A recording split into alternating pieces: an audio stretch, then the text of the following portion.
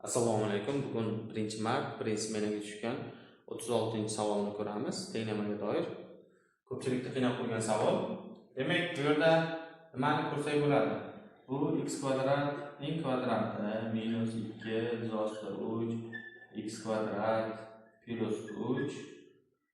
Demak, buni yozdik. Bu yoqqa o'tkazsak x plus izosta 3 bo'ladi. Demak, bu nimani beradi? X kvadrat minus izosta 3 ning kvadrati, demak x plus izosta 3. Bundan biz chiqarib olsak x kvadrat minus izosta 3 demak teng bo'ladi plus minusdan izosta x plus izosta 3 degan tenglama keladi. Tenglamani ishlasak ham bo'ladi.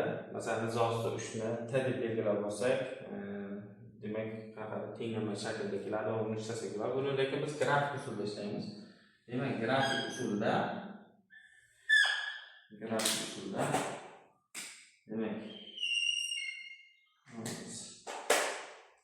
grafik usulida ishlasak x o'qi, y o'qi. Demak, mana bu 0 ga tenglasak 4-izosida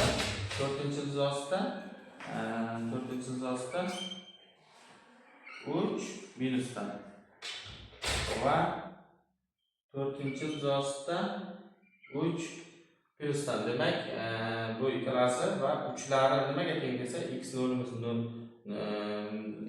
0, 3ni topsak, keyin y 0 ni qo'ysak, y 0 esa minus izosta 3 ga teng. Demak, minus izosta 3 ketdi mana. Minus izosta 3.